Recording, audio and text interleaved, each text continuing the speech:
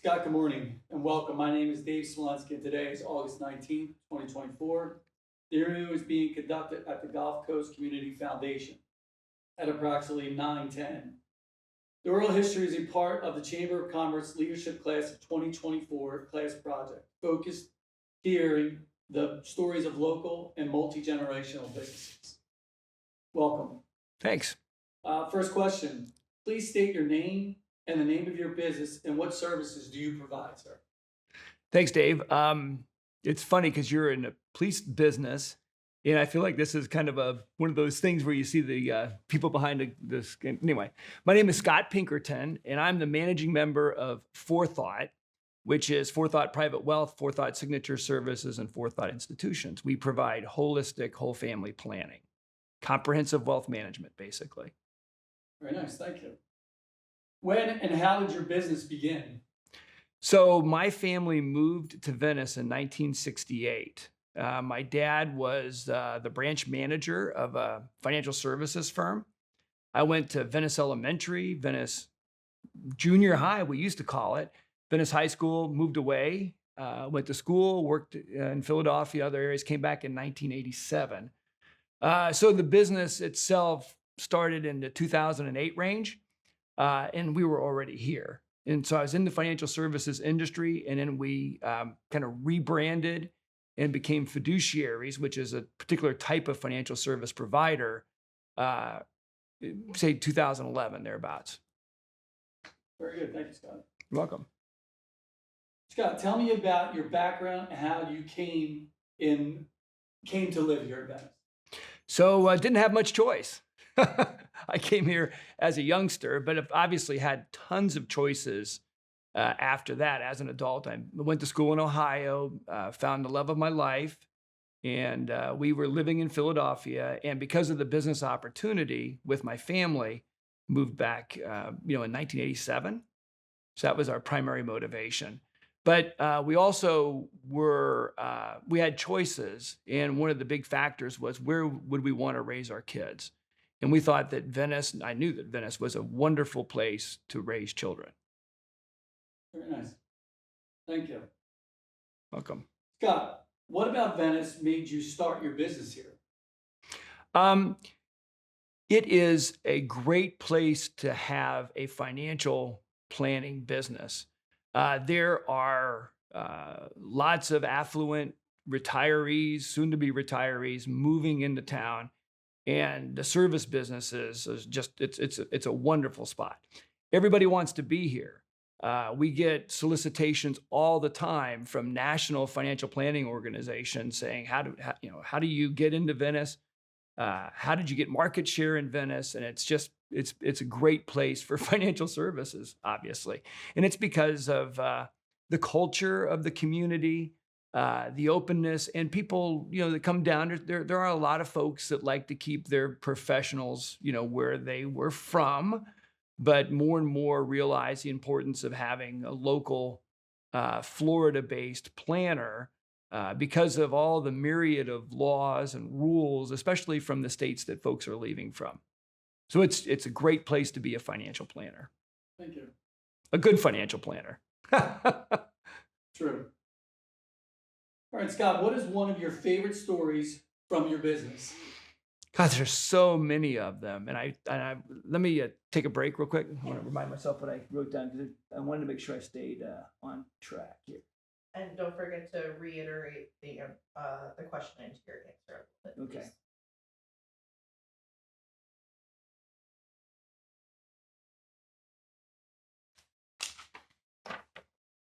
Favorite stories. I wrote build out.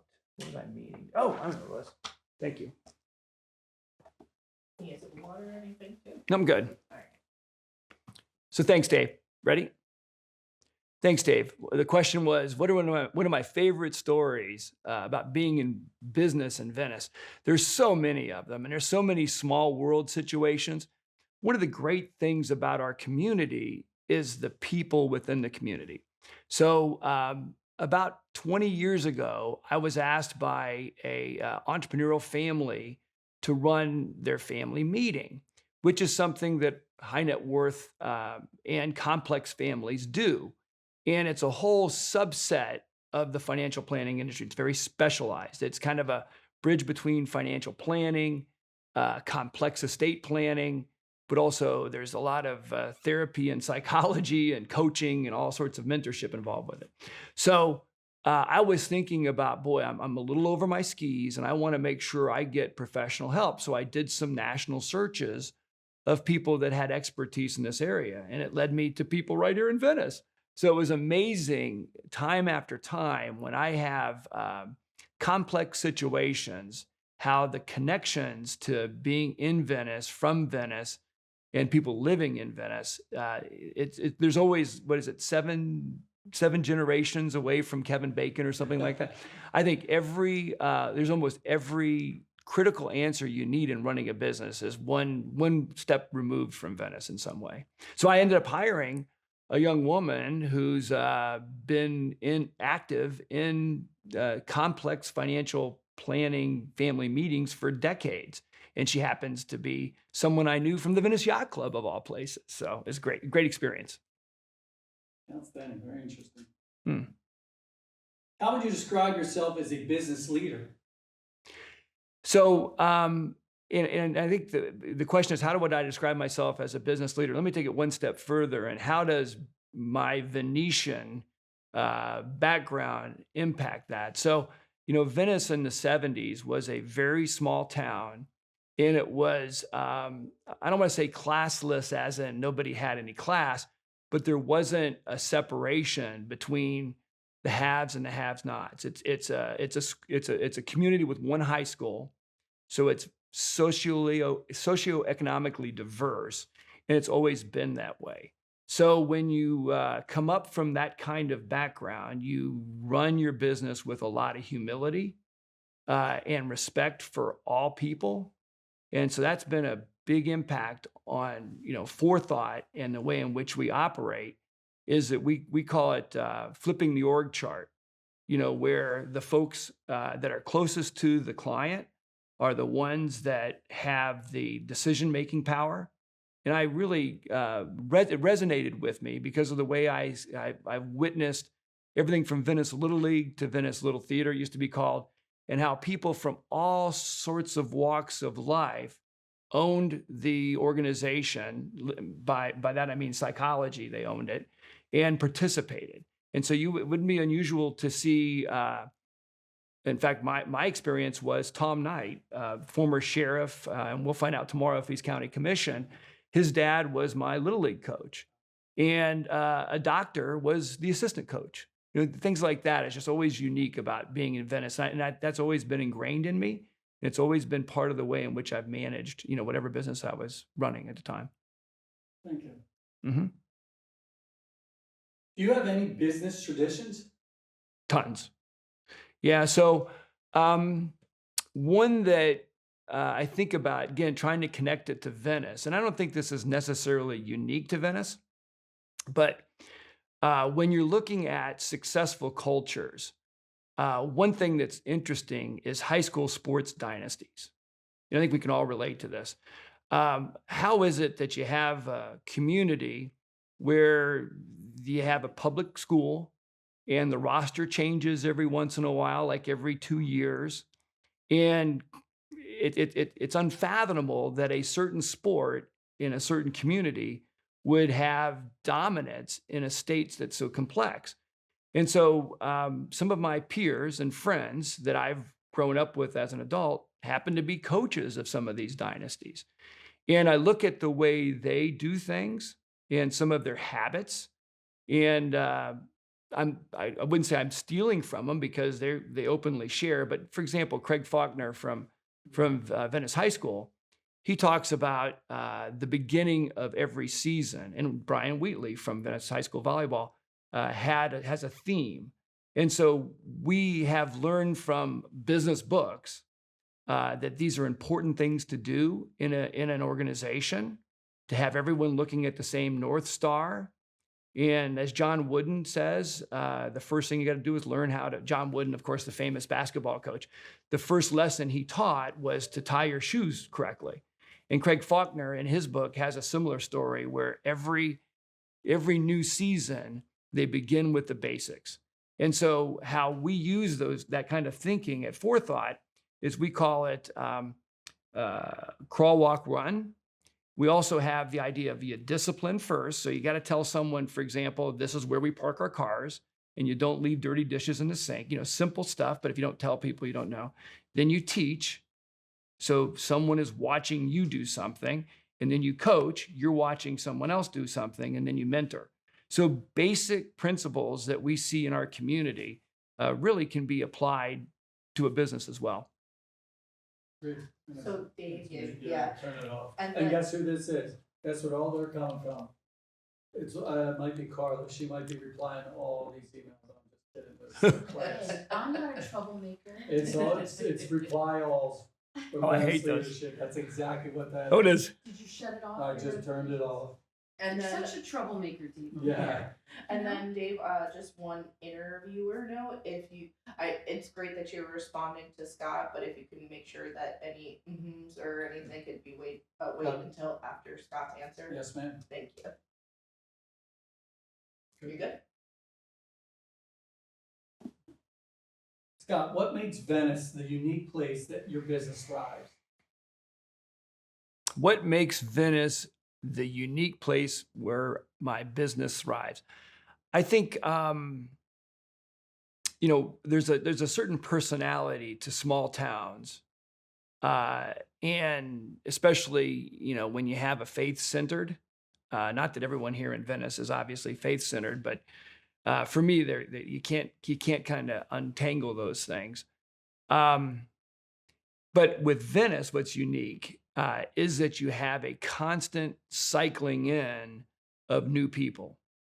And so on the one hand, you get to a point where you said, okay, I have my habits, I know who I like, and we're involved with it.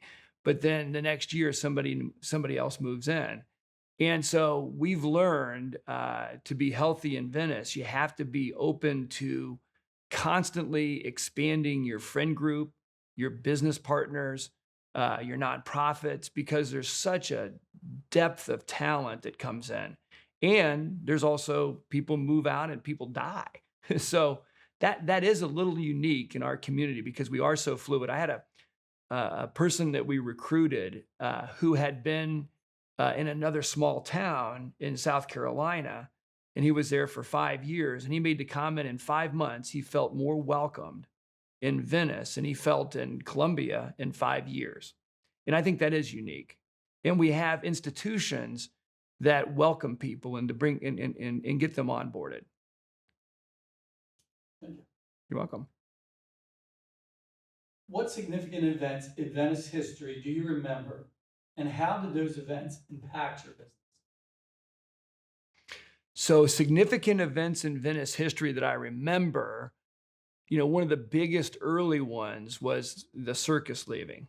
And I can't remember the year, but when I was a young boy, that was a big deal to go to the circus bridge and watch the elephants get unloaded. And that was something. And then to go to the clown college graduation was always, a highlight. We called it, and it was a big deal. And then the circus would actually perform. And so to get that close up, it really was unique. So them leaving town was something. And I remember one year when this was a big controversy, I think it was 1976, they paid all the circus employees with $2 bills. And the point from the Field family, which owns, Ringling Brothers, was, hey, you have no idea what impact you have on this economy. And sure enough, you'd go to the restaurants and the waitresses would be giving you $2 bills for everything. I mean, it's amazing how many $2 bills you got. So that was a big deal, and it changed the whole economic structure of Venice. And we became obviously much less dependent. So that was big. Another difference is we have some industry in Venice, with PGT and some other organizations, and we have some organizations that are nationally prominent. Sometimes they're in the service industry like us, but still recognized. So big events recently, we've had this constant tension that we have to manage. And that's the tension between growth and no growth. And that rears its head and becomes, an either or. And I remember when there was 2 restaurants on Venice Island, and the people that would move in and say, boy, if we let if we let Venice Gardens get developed, it's going to ruin the complexity of Venice. So that's a tension that's always there. And, right now with the development of Welland Park, that's a huge change, to Venice. I can see it in our offices are right downtown, and on a rainy day, you can see all the people who are visiting say, what are we going to do? We can't go golfing, can't go to the beach. Let's go to downtown. And it's amazing. So it's just change, and it's a tension that we have to manage. We need to have growth in order to keep so much of our construction and whatnot going. We need to have vibrancy and quality businesses so that people have places to work. It's challenged with affordable housing and keeping some of our culture the same. But this is a tension that we've wrestled with for decades and will continue to wrestle with. And it's never a problem we're going to solve. It's a tension we have to manage. Thank you.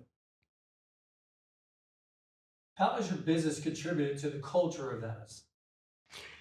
So how has forethought contributed to the culture of Venice? I think that one of the decisions that we make is we're more of a formal company.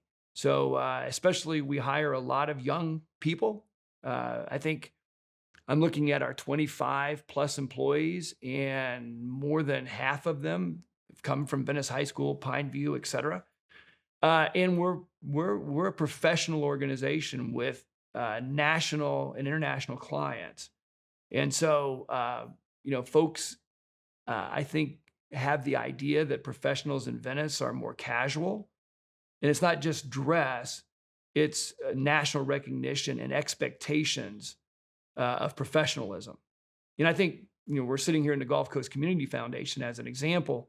What they've done is the same thing that we are attempting to do, which is, I don't want to say elevate, because it almost sounds like we're judging our stature compared to others, but it's our self-evaluation of really being the nation's best. And I think that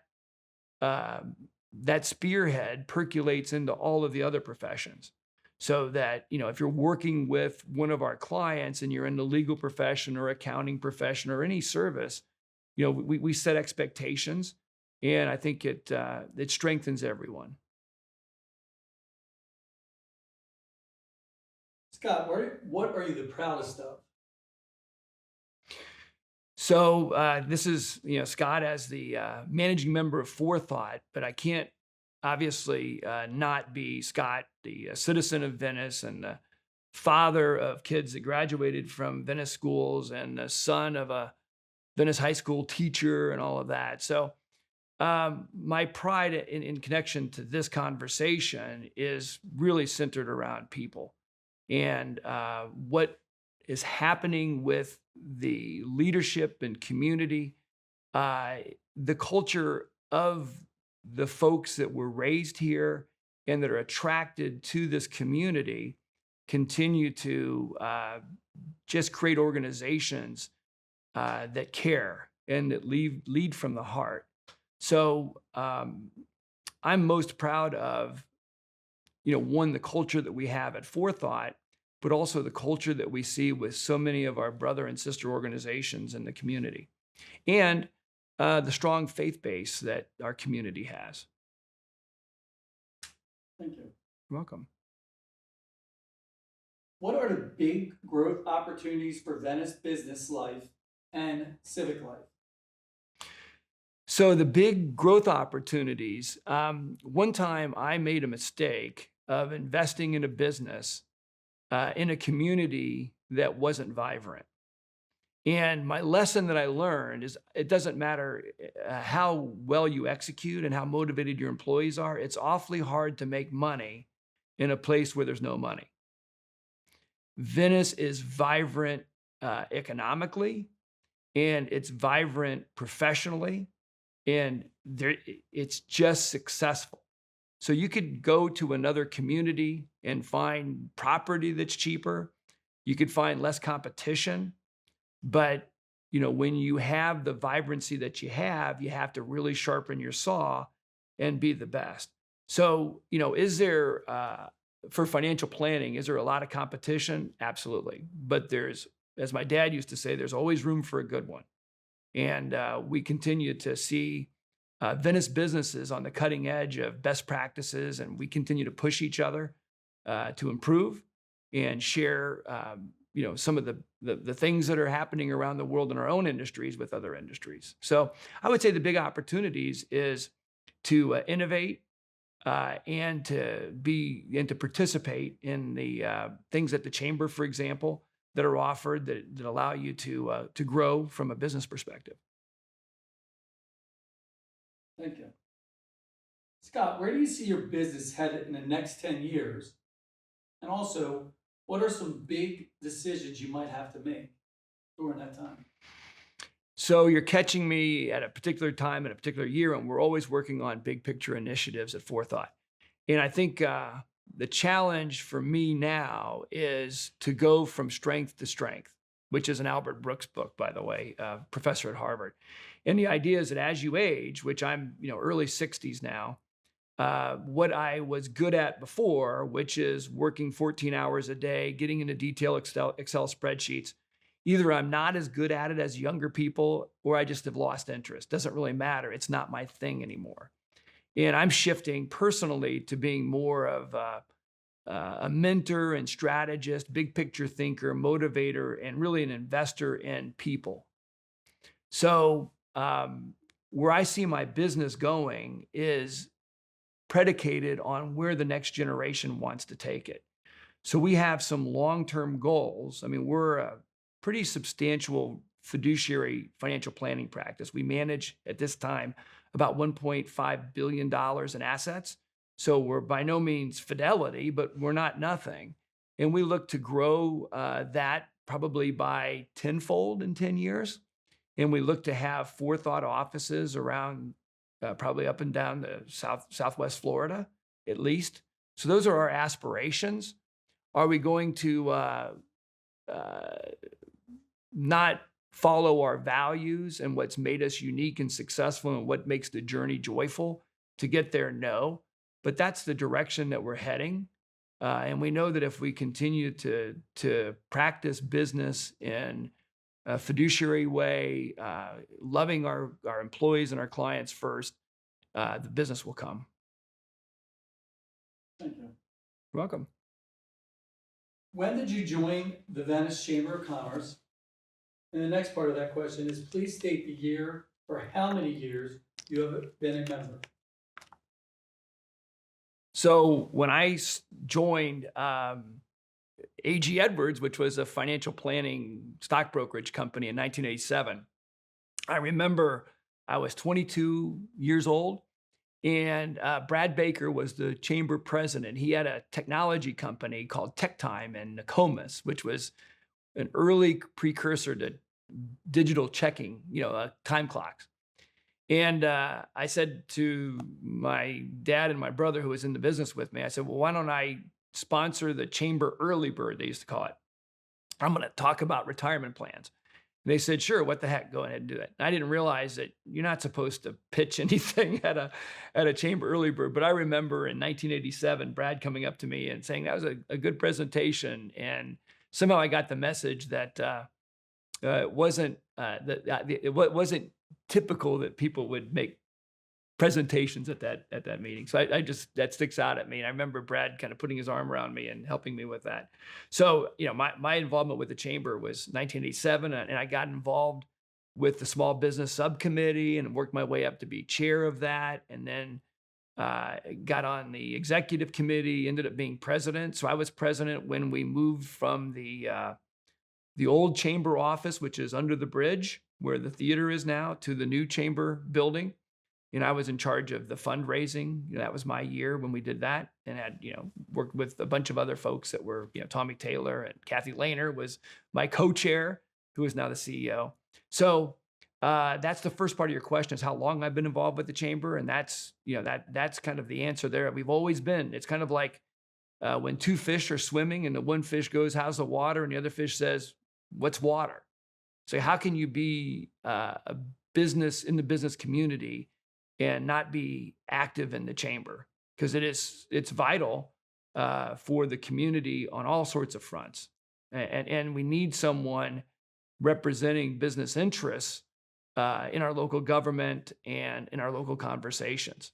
And we need some organization that also holds people accountable to the standards that we as a community are proud of. Good, thank you. Welcome. Scott, how has the chamber impacted your business? So the question, how has the chamber impacted my business? And as I think about the chamber and any kind of community involvement, including my faith, and we have someone watching me film this from Family Promise, which our family's been involved with.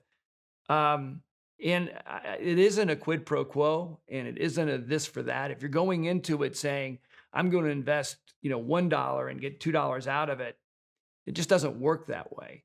What happens in any community, and you're kidding yourself if you don't understand this, is that people don't do business with you if they have a choice because of what you're going to get out of it. They want to do business with someone that provides the right service with the right price, and it's the right product. And they need to trust the service. And so as you get involved with the chamber and with other nonprofits, and you involve yourself through your heart, people sense that, they begin to trust you, and they begin to, when they begin to trust you, they begin to work with you and want to be with you. And it just makes your life great. So my advice would be your business success begins when you stop worrying about your business and start worrying about your clients. And when you're involved in the chamber and other nonprofits, you learn, what those clients want, need, think, and how they view the world.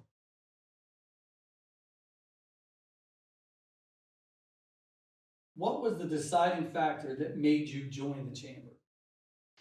Well, I think to rephrase it, what was the deciding factor that made me join the chamber? We were already chamber members, but I think a better angle for me is, why did I decide to get involved with the chamber?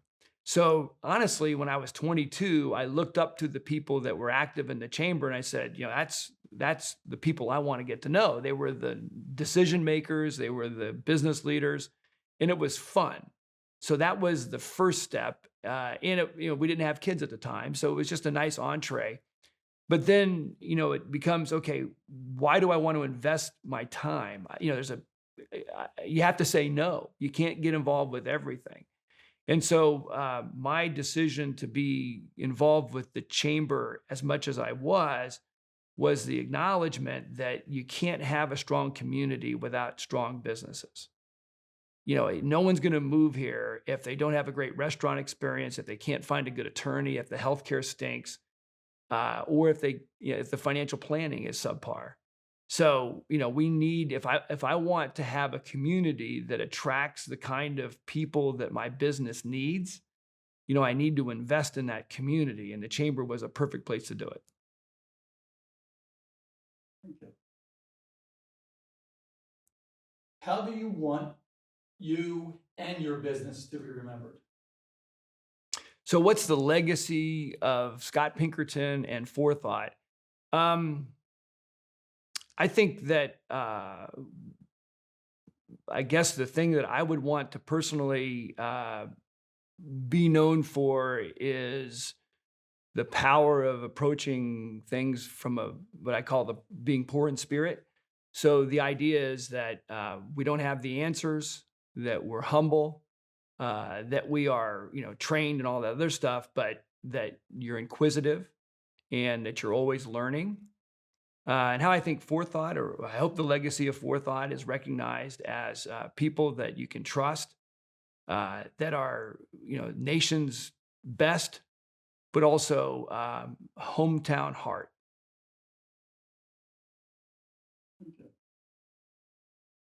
And lastly, if you could pass on one piece of advice or wisdom to future generations in Venice, what would it be, Scott?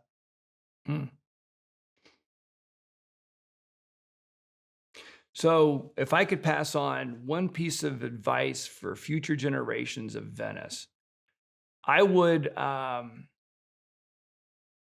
me just tell you a story. So there used to be where Daryl's is now, that used to be called Etzel's Datsun. back when before Datsun was Toyota, I think, right? Anyway, one time we were playing Cowboys and Indians, I think the name of the game is, where some of the neighborhood kids would be on bikes and other ones would be, and it was like an elaborate game of tag. And I had gotten onto the camper tops of the pickup trucks, and I was hiding in there. And then the guy with the bicycle came by, and it was, I think his name was Samuel Bowe, who Dad owned Victor Bowe's Italian Villa, which is now still around. Anyway, and I ran across the top of the cabs and ran off. And the guy that was working the desk at Etzel looked out, sees it's me, knows it's me, and calls the police. And of course, it's probably $2,000 worth of damage I did on these. So it wasn't a small deal. But as I look back on it, it was a learning experience, and the entire community kind of gathered around, letting me know it was serious, but also not being overly punitive. And so, I think the challenge that we have now in Venice and in the Sarasota County area is that we become not just this small town local folk, but we also have national influences that are, it is, we're getting hyper political. And my hope would be that we can all kind of rise above that and think about the small town roots that we have and be loving. I mean, I come from a family that's a huge supporter of the arts and humanities and business. And you can't have business without the arts, and you can't have schools without the arts, and you can't have families without humanities. So we need to stop isolating ourselves and putting ourselves in political silos and bringing national politics to local decisions. And we need to be back to the leading from the heart and the humility that we don't have the answers. And by working together, as I said earlier, with the doctor and the bricklayer working together to coach my Little League team, that's where we're going to get the answers.